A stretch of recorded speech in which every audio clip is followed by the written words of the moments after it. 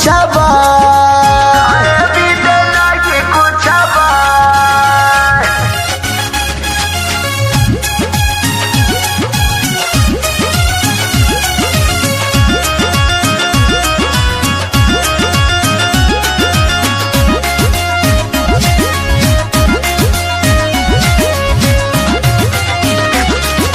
कहाँ जाइ है बहिनिया बाबा मतरिया, कहाँ जाइ है तोहा छोटा भाई। बैठल हुआ घरवा पे आके सजनवा, तोहा के शरमिया न बा।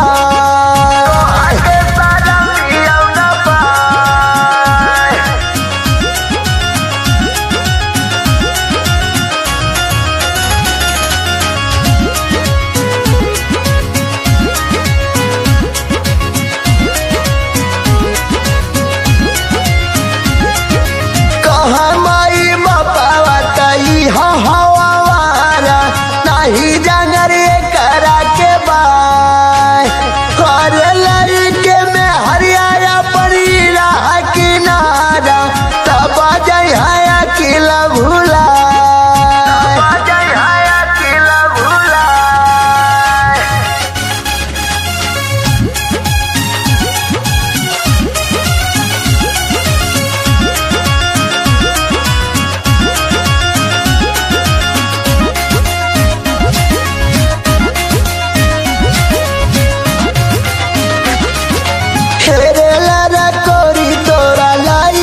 खेला